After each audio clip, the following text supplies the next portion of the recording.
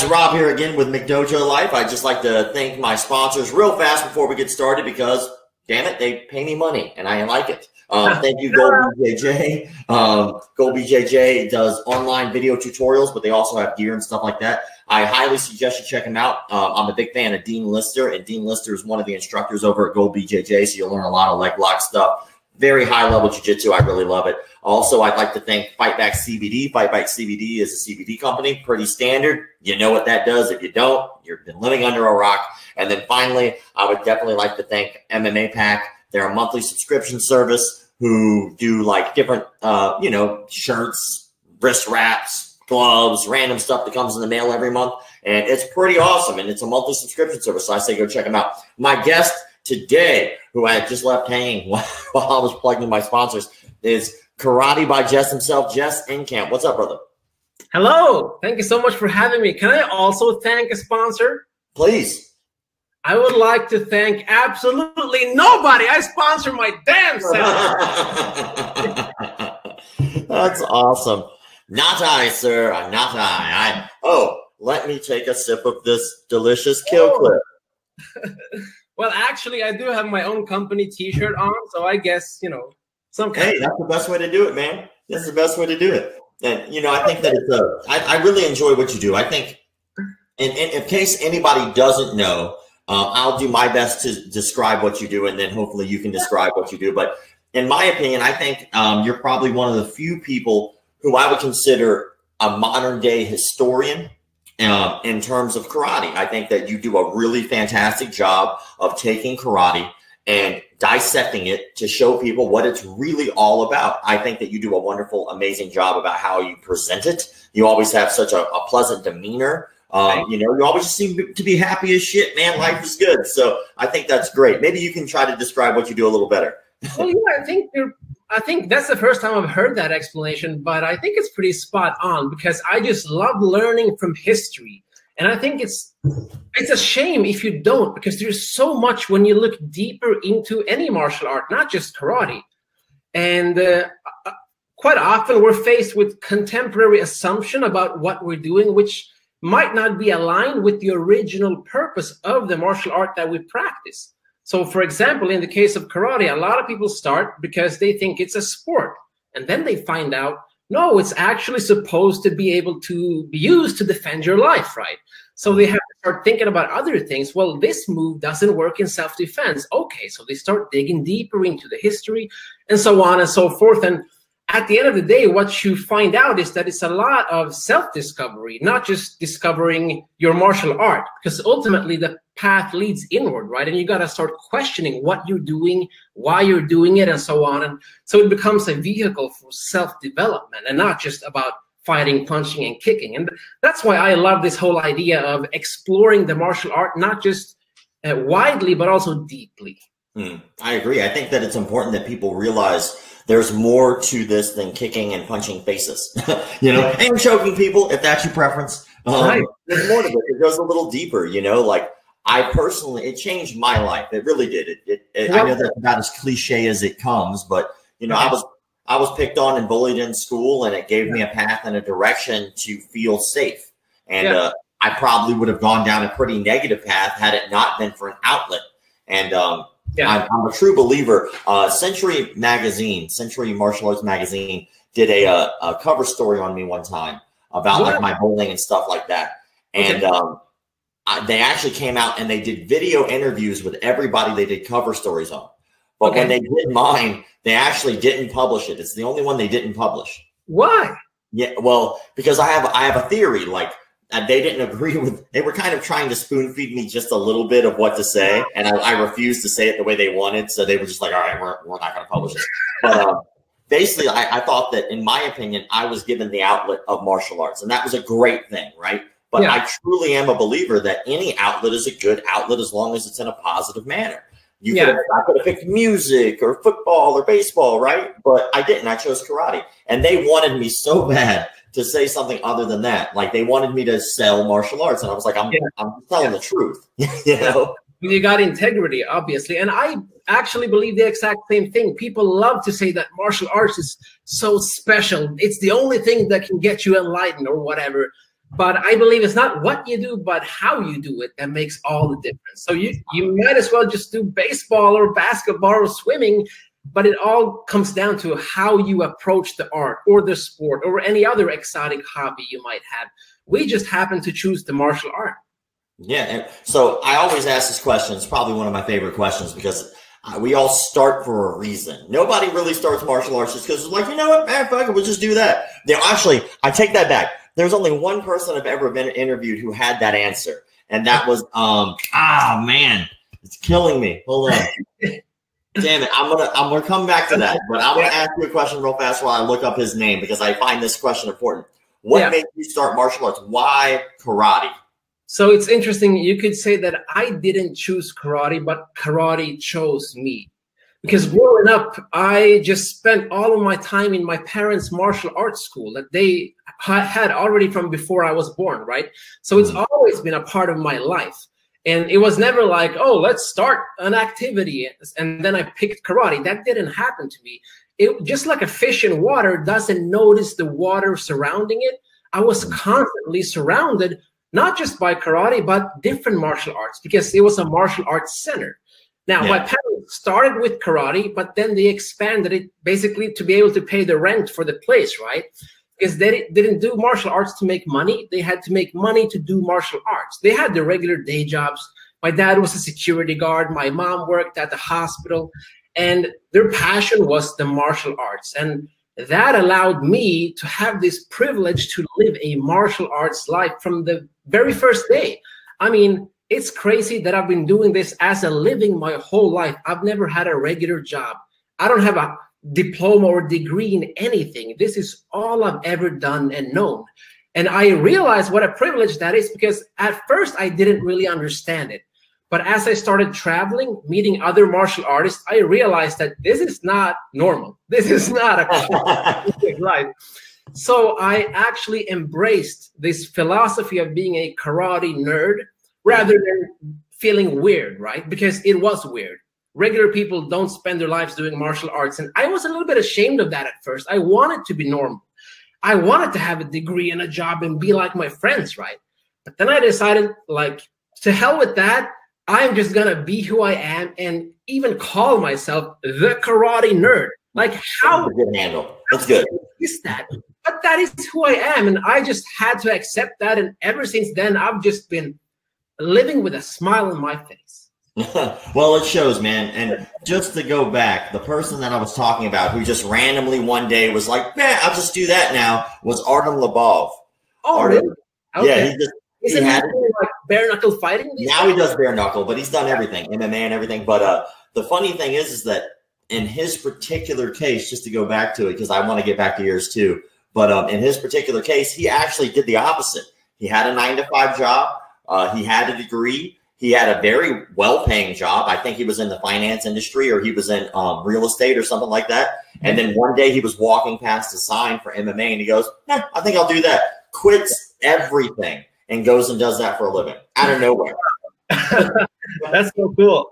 But your story is very similar to Stephen Thompson, like Stephen Wonderboy. Yeah. He grew up in the martial arts and his father and his father before him were karate experts, very well known. And he just kept following the path. I think that you kind of fall into a very interesting position because you could go the other way. You could say, you could rebel basically and be like, well, I don't want to do this. My dad did that. I'll do my own thing. Right. But I think it's a beautiful thing when people pass down lineage. Like I think it's important because what it does is it shows so much respect and integrity that you were willing to take something that was already laid out for you, already done for you. Exactly. It'd be very easy for you to ignore because it's free, you know, and then they hand it to you and they say, this is something we want to give you. And you can just push it off, but you don't. You run with it. I think that's beautiful. And I got to tell you, when I was younger, I tried to do that because we all go through these stages in life when we want to find our own identities and stuff. So, you know, I did skateboarding. I did hip hop music. I tried different things, but then I just realized, like, how stupid is this? My parents are like karate experts. Why don't I just use this privilege, being raised in this environment, having these experiences to just create my own life? And that's what I did. You did hip hop dancing? I like, well, mostly rap, actually. Oh, you wanted to rap? Oh yeah. I cannot foresee you being a rapper. I don't know why. I released one of them, which I did quite recently, just for fun. Yeah. All right. Whenever we're done, you have to send me this. All right. Well, I'm not gonna spoil it. You gotta watch it. Oh, I definitely will, but I'm intrigued now. You got me. You got me hooked. I'll buy that album. Just yeah. But yeah, man. Like over the years, it's funny. Like I didn't have the same upbringing you did in the martial arts. Mine, I felt, was more bred from necessity. Yeah. You know, I was getting beat up all the time. I needed to learn how to defend myself or just get hurt severely over and over again. And so I put me in a position where I had to like fight for it. And growing up in the industry, you know, I had great mentors. I'm really grateful for the mentors that I had. Lee Barden was my first mentor. Most people know him as the nunchuck guy back in the day, which is where I learned how to basically swing nunchucks. He also taught me a lot about how to teach a class. So grateful because he always showed up on the mat with so much charisma. He's probably one of the few people I've ever seen walk out onto a mat and just immediately take control, but not in like a dominating way. More like, okay, everybody's excited to listen to what he has to say because we know we're going to have a good time. Like, we can't wait. And he was a great man. And he passed away several years ago. And then I actually started working for one of his instructors excuse me, damn. I started working for one of his instructors years and years and years ago, and I started teaching under him. Now, that guy was kind of a dick, but to add to it, was that your first McDojo experience? No. My first real McDojo experience was at the first karate school I taught at. I was working under Master Lee Barden. Okay. And I was cleaning. It was just a morning, you know. I worked for something called the DCT program, which is a program that released you early from school if you went to go work. And so that's what I did, man. I went and did my thing. And so I was cleaning off a countertop, and Lee comes in with a guy named, oh man, God, why can I not remember names as soon as I need to remember these damn things? But he walks in with an instructor who was a very well-known fraud. Jack Hogan is the guy's name. And the guy walks in, and Lee goes, hey, I want to introduce you to a friend of mine. This guy's name is Jack Hogan. And Lee talked to me later on. He was like, yeah, the guy's kind of full of crap, but he goes, I like him for some reason. So they hang out. But he walks in, and Jack Hogan introduced himself. We start chit-chatting. And then he starts talking to Lee, and he says, hey, man, I figured out a way to knock somebody out by slapping him on the back of the neck. And Lee goes, you should show me that on him. And he points at me. And then Jack Hogan commences to slap the crap out of the back of my neck. He just slaps me. And it hurt. But he slapped me in the neck. Of course it hurt. Right? And then so no, I wasn't knocked out. I didn't even feel close to being knocked out. Across my fingers, I have yet to be knocked out ever. I've been very fortunate. Very fortunate. So, but yeah, he does it again. He's like, oh, maybe it didn't work the first time. Wham! Doesn't even ask and just slaps me in the back of the neck. I'm like, dude, stop. That hurts. And from then on out, I started researching that guy and found out that dude believes that he can knock people out with his mind. He has Hogan Karate International, which is a huge organization across the world. And that dude, all of those people truly believe, and they drink that Kool-Aid, that they can knock people out with their mind. Can I just ask a question about that? When you expose these different McDojos and fake grandmasters, do they ever reach out to you like, hey, I'm going to knock you out and kill you or anything like that? I get death threats sometimes.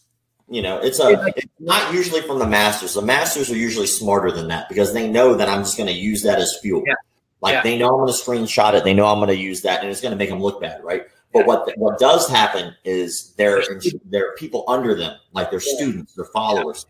They'll reach out and they'll be like, yo, dude, when I see you, I'm going to shoot you. Like I have one dude, which made me like really not expose too much about my personal life after that. But the guy, he knew where I was at some tournament, and I didn't announce it. So he must have been at the tournament, and he told me as soon as I left it, he was going to kill me.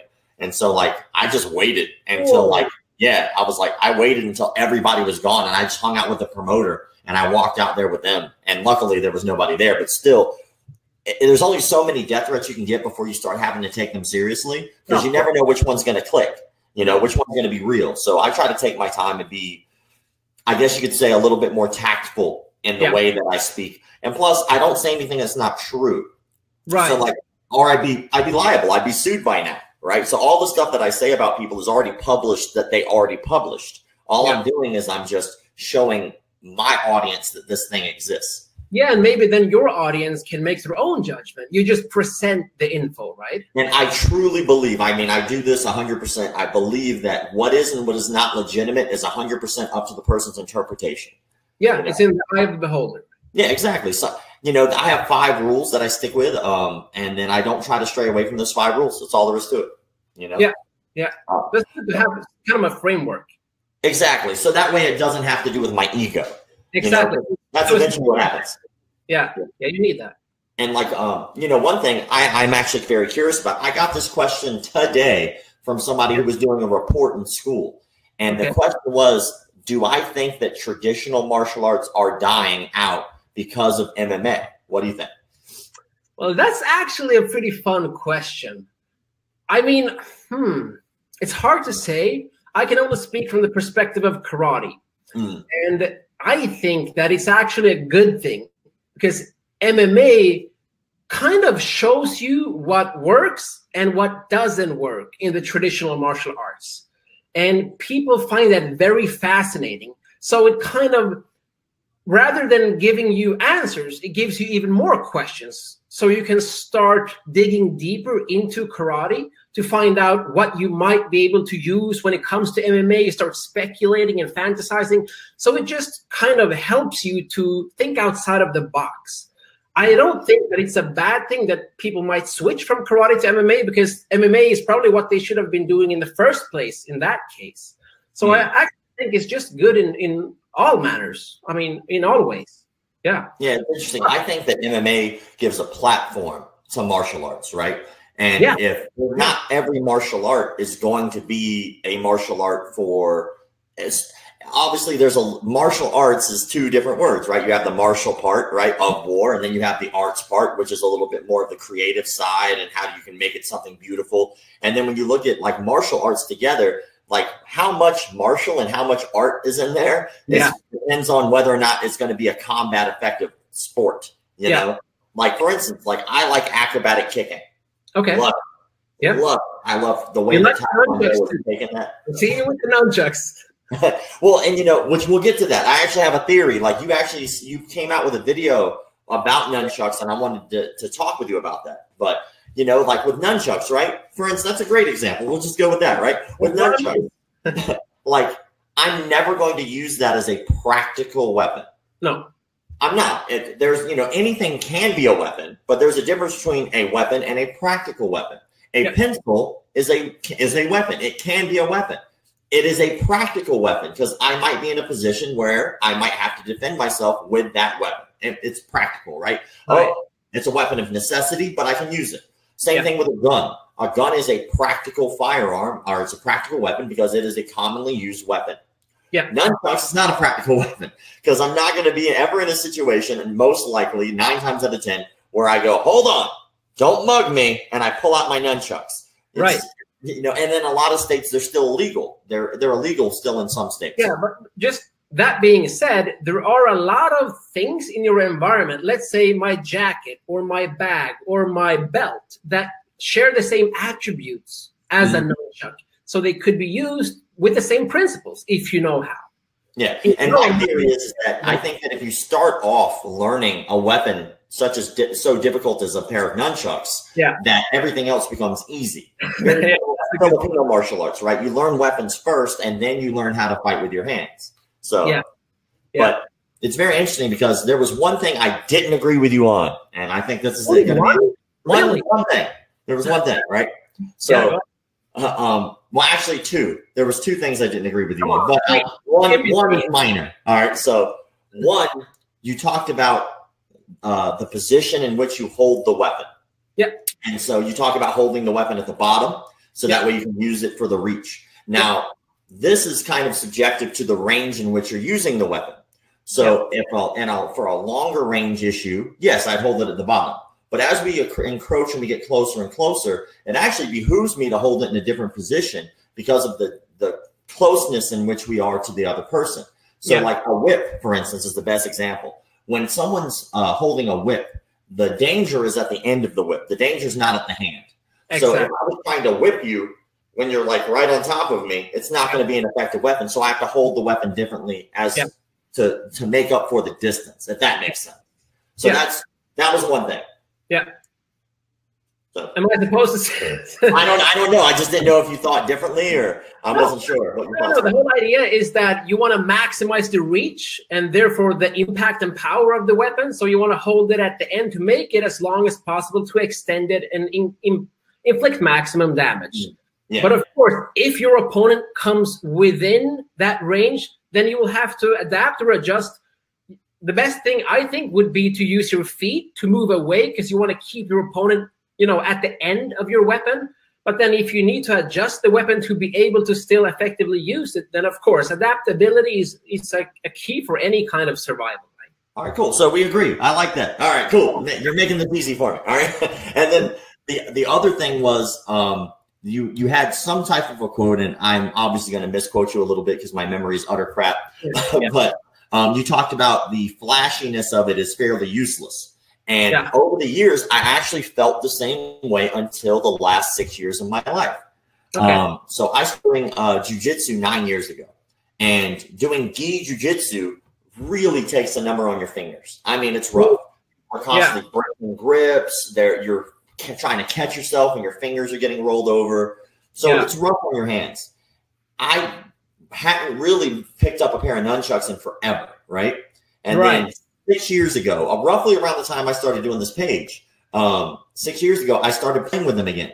And all of a sudden, all those little flips and all those little tricks, while impractical for self-defense, would never help you. But I found that it helped my hands. It helped my dexterity. My hands stopped hurting as much. And by doing that, it kept my fingers loose. And it really helped the healing process of my fingers. Yeah. Dexterity and all that kind of stuff. Yeah, definitely. So I thought that would be like something I would call like a practical use for them, because I might not necessarily be able to defend myself doing those things because they're just fun to do. But it actually helped me in my martial arts training in a way that was developmental to my jiu-jitsu, strangely enough. Right. That's funny. That reminds me that, you know, karate has a lot of deep stances that are really difficult to do for your leg muscles.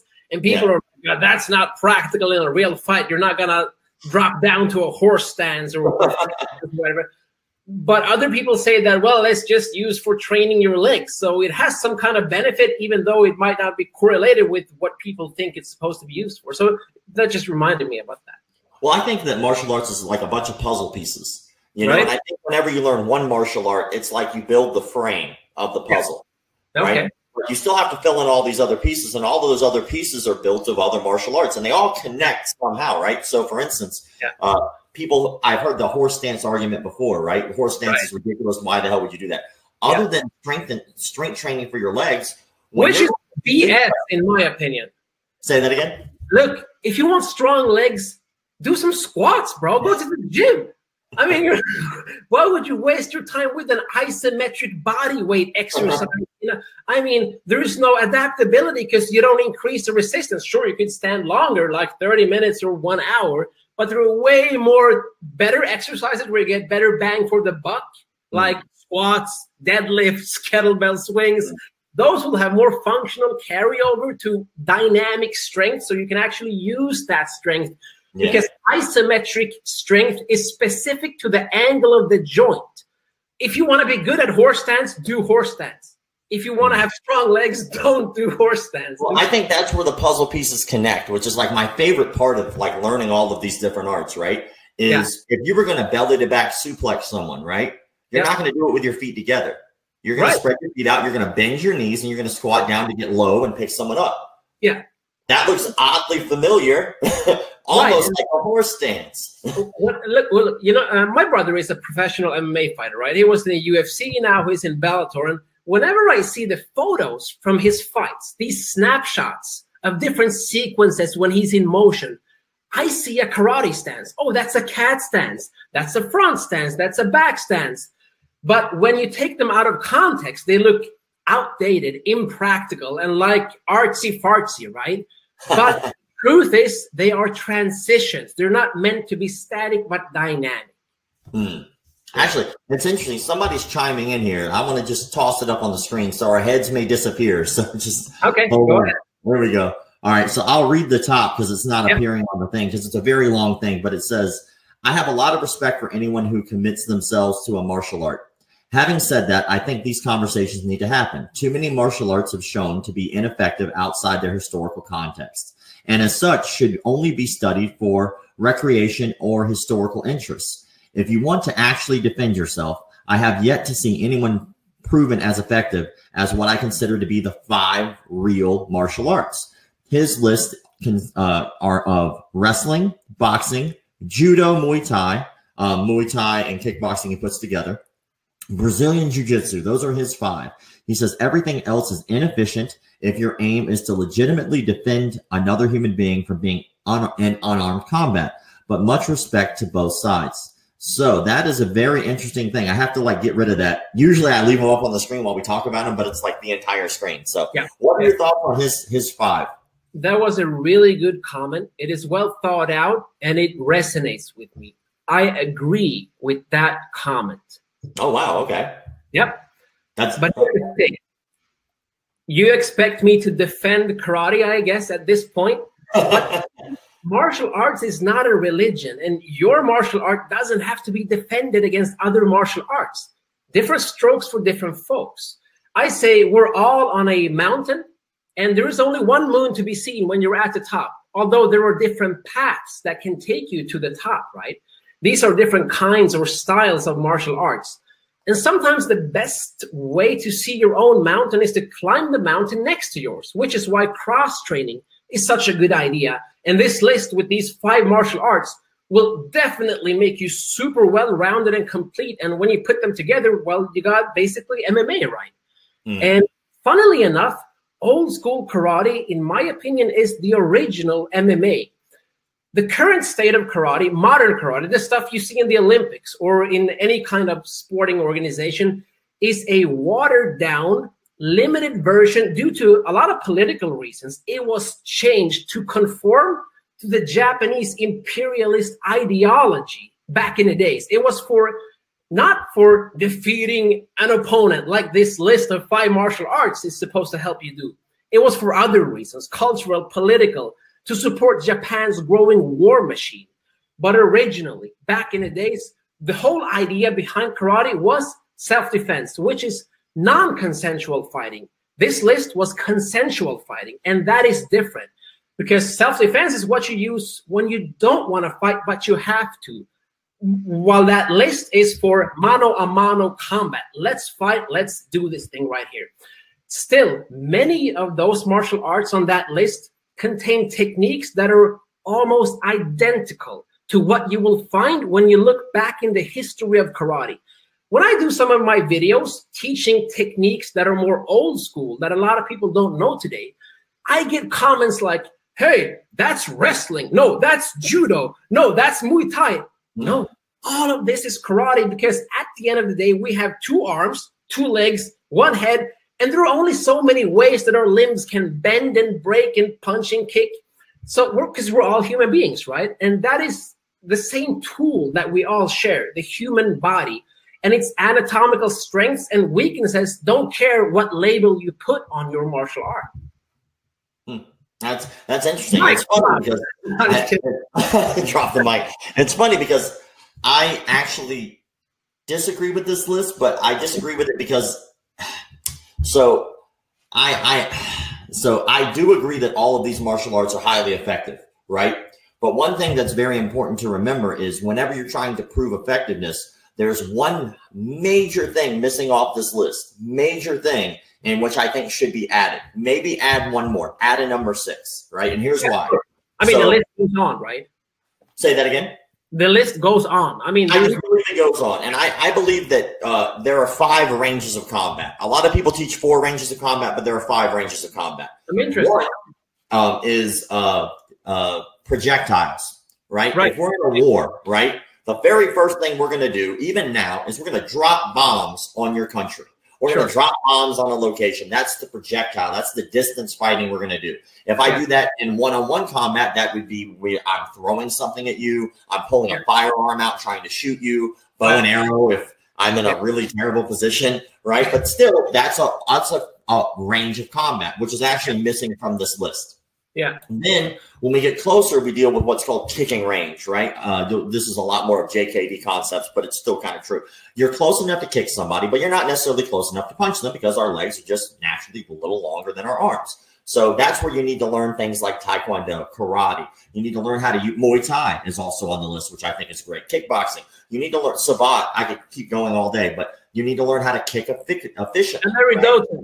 That's right. And learn how to restop the groin, right? And then we get closer. We start dealing with boxing range, right? This is where we have to learn how to efficiently throw our hands. I'm close enough to punch you. I'm a little too close to efficiently kick you, but I'm also not close enough to elbow you or knee you or headbutt you. But I can stick my arm out and punch you. So I need to learn how to effectively use my hands. Then we get a little closer and we start dealing with a clench range. I'm clenching you. That's where judo, wrestling, jiu-jitsu, even Muay Thai come in handy in that range. We're grabbing now. It's now headbutt, knees, and elbows range, and we're working on a takedown.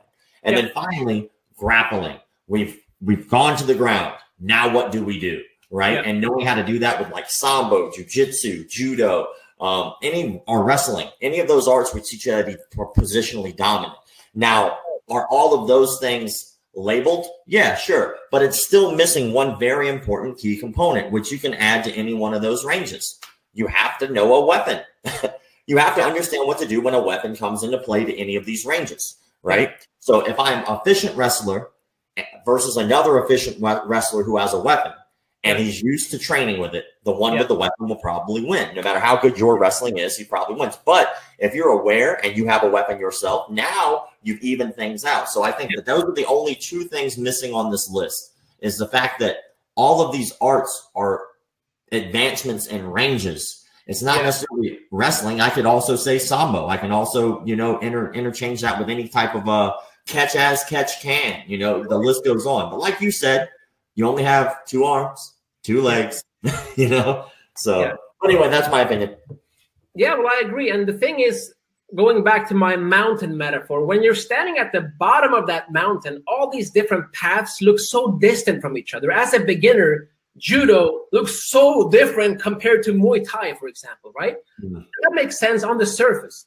But hey, what comment is that? John Hackelman? Yeah, that was John Hackelman, man. Karate nerd. Thanks for the comment, Sensei John. Anyway, back to my metaphor. As you start climbing this mountain higher and higher, what happens? The paths get closer and closer, because under the surface, we have more in common than we think, which is why the more advanced you are in any martial art, the easier it is to pick up any other martial art and connect with it, because you can see the similarities. First, you collect the dots to then be able to connect the dots, because now it's about principles and not about techniques or movements, which it might have been at first. But now you actually understand why a move works, and you can see that corresponding functionality in any other martial art. Yeah, I agree. I've been toying with this idea, and I'm kind of to the point now where I think I'm actually going to do it. I am in a very odd position in the community. It's weird. Like, nobody really does what I do, right? Okay.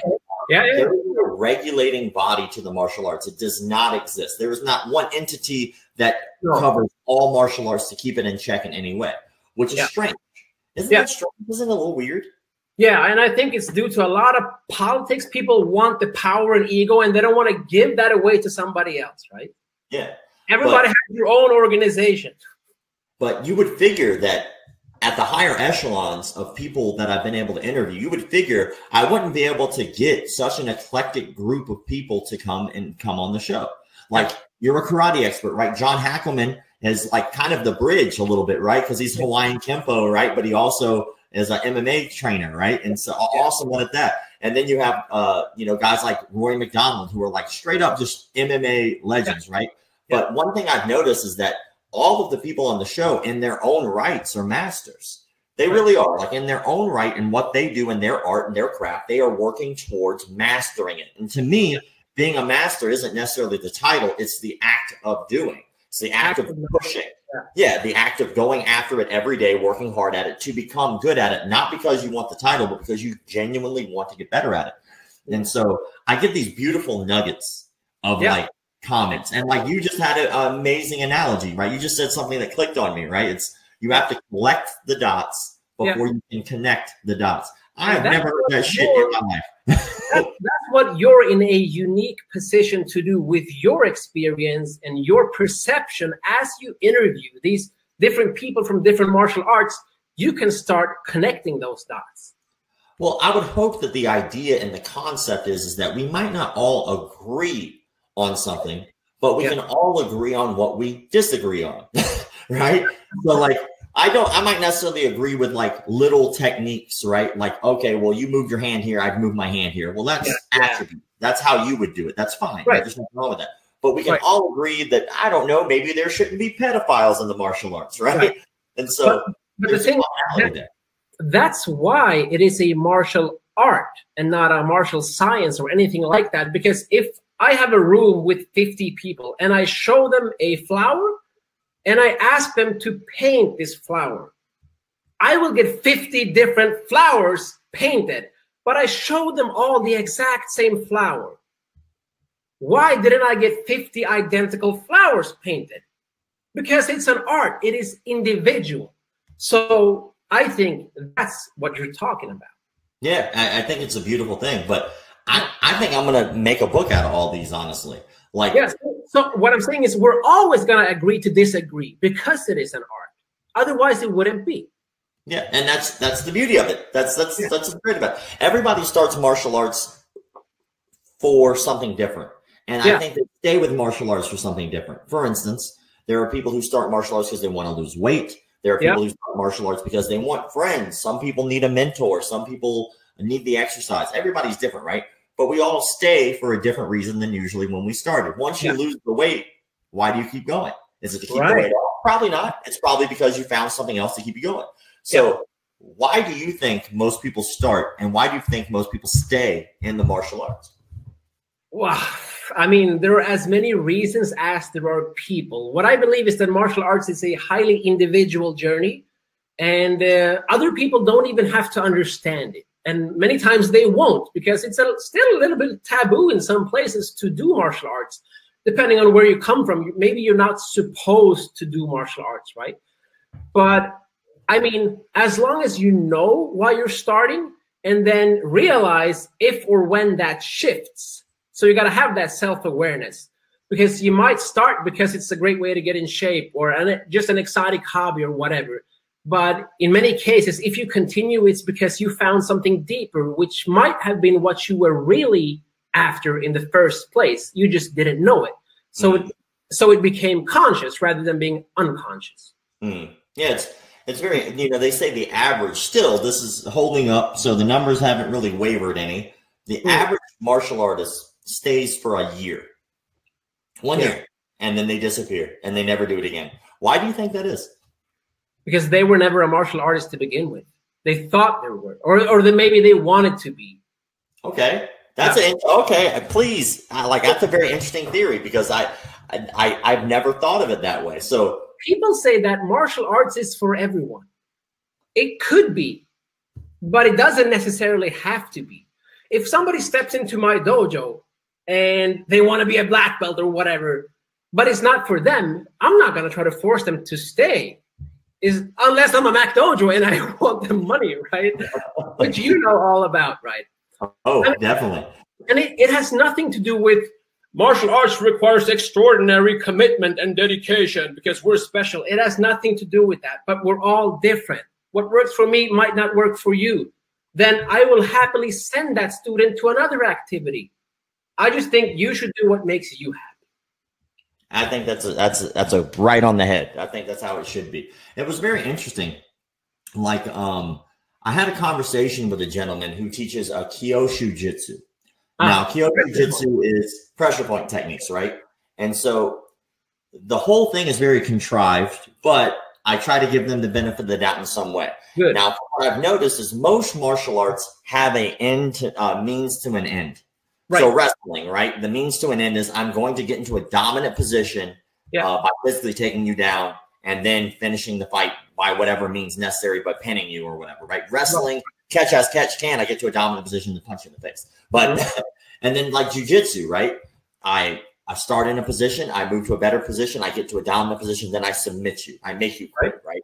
Yep. Then you have like karate where I can, you know, kick and or punch my way through the situation in some way. And when it comes to physical altercation anyway, taekwondo, a lot of kicking. But Kyosho Jitsu doesn't have a means to an end. It does not exist. So when I was talking to the gentleman, he said that it is a auxiliary martial art, that it's not a standalone martial art, that it should be used in conjunction with other martial arts. Now, to me, I think that is an asinine thing, simply because other martial arts. Sorry, English is not my first language. What does asinine mean? Ridiculous. Okay. Okay. Yeah. Now you learn a new word. It's a very harsh way of saying it. All the time now. It basically just means like it's the thought of something that would come from like a donkey. Ass. Oh, okay. Yeah, I got it. But yeah, so it's quite ridiculous because there is no other martial art on the planet that truly works that way. If I were to take Taekwondo, has a means to an end, and mix it with boxing, also has a means to an end, now I've made something better. Yeah. If I take something like Kyosho Jitsu, which means I poke you in the arm and you fall over and pass out and die, which is how they explain a lot of things, right? Or I say a certain word and you fall over. I look at you and you fall over. Right. That's a ridiculous sell. And in my opinion, it's a ridiculous sell simply because you would never do that in any other martial art. You would never, even in their martial art, somebody walks through your door, you don't go, you know what, you should go to the guy across the street. 9 times out of 10, you won't. You try to get them to come in and show them the benefits of what you do. But with their art, they're like, yeah, it's supplemental. I'm like, why do you have so many students who've only trained your art then? Yeah, exactly.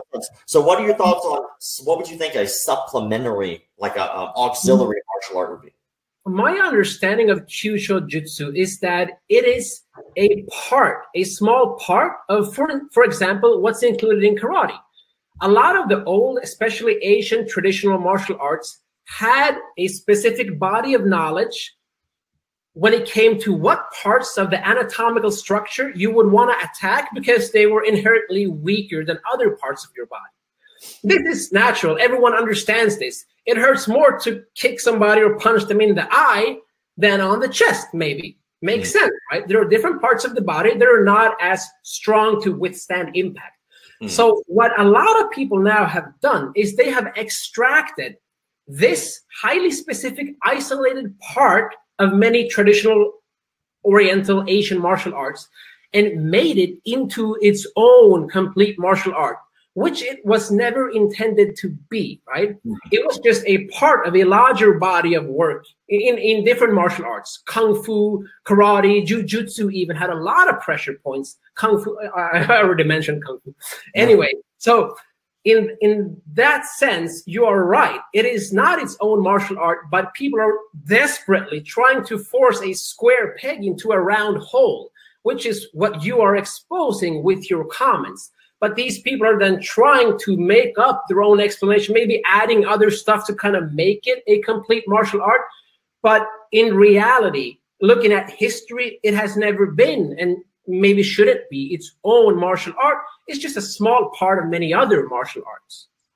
Definitely. I can see that. Yeah. It makes sense. It makes sense. You know, I guess that goes back to the ego thing we were talking about before. You know, like you could continue to pass down the knowledge from someone who came before you, or I could be the head honcho 12th degree of my own thing and just make it, you know? Because listen, it's hard to get to a 10th degree black belt in a well-established martial art. But if you create a Kyosho Jitsu martial art, there is no governing body, there are no standards, there are no belts. You have to create it yourself. And what belt would you give yourself? The higher one, of course. I mean, that's a good point. I mean, all right, guys, white belt coming in today. I'm going to teach you guys how to start this thing I made up off the top of my head. Right. Thank you. And look, these pressure points, these vital points of the body, you can find them in many old books from different masters of different martial arts, and then just, you know, use this knowledge however you want. You don't have to create an entire martial art to support these points or these vital points. Just add them to whatever you're already doing to improve the efficiency. Instead of punching somebody on their abs, maybe by switching the angle to a 45 degree and slightly to the side, you hit the liver instead, so they go down. Makes sense. That's crucial. And that's John Hackelman's favorite thing, who commented earlier. He loves the left hook to the liver. It's his favorite thing ever. Right. Now, just to kind of, because we've been almost going at it for an hour, which is awesome. I appreciate your time.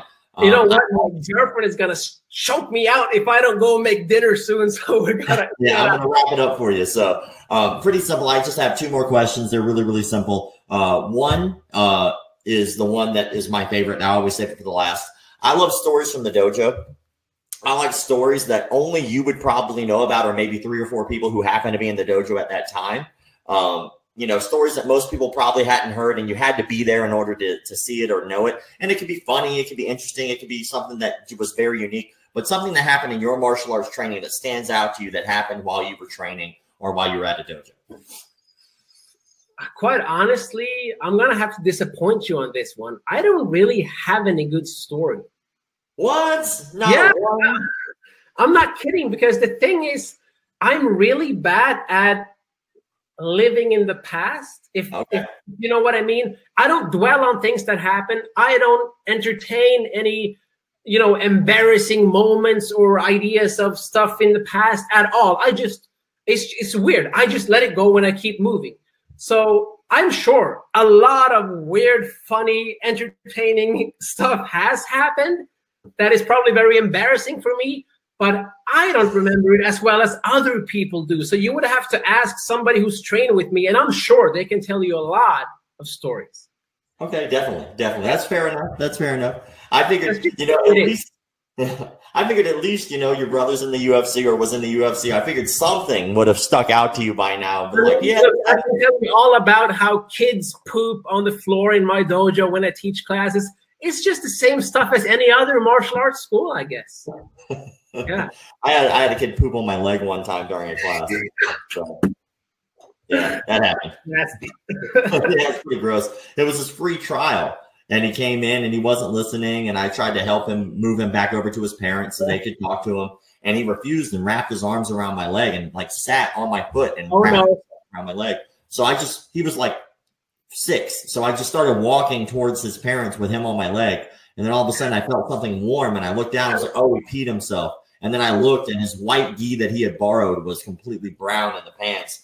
I was like, oh shit. Okay, so the story is on you. Well, I figured I don't want to leave that segment undone. You got to tell them. He's named the show. And then the last thing is very simple. It's the wrap up. So, like I said, I'm a big fan of Jess's stuff. I really think you should go check it out, but I think that you should listen to him plug it. So I want you to tell people where they can find you, how they can follow you, where they can learn more about what you do. Well, the best way is to visit Karate by Jesse, that's JESSE.com, which is my website where I collect all of the stuff I do, my books, my digital products, my videos, my seminars, my weird, crazy projects. For example, the next one, I'm going to China to rediscover the lost roots that influenced karate. I always try to just do exciting, different stuff that has to do with karate. But in general, it is useful no matter what martial art you practice, because at the end of the day, I think that we have more in common than we might think, at least if we look under the surface. And what brings us together is far more important than what sets us apart. I think that's very well said. And I have you on the hot seat, so I'm just going to say one more thing before you go. I want to teach at your Karate Nerd experience so bad. I would love to teach a nunchuck seminar. So I feel like we should at least make this happen at least one time. Sometime. Yeah. Well, look, you're on my short list of teachers. Yeah. Oh, I'm actually on the list. Huh? I made the list. Yeah, of course. Yeah. I'd love to. Look, ever since the first time you told me that you would like to be a teacher, I put you on the list, but there are a lot of people ahead of you on the list. Yeah. That's okay. Eventually. I appreciate it. Thank you. Not a problem. Also, if you guys get a chance, you need to check out his Karate Nerd experience he does every year. It's awesome. He brings a lot of instructors in. Everybody wears pink belts to have that equality. It's very well done. So go check it out. One of my other crazy wild projects. One of the others, man.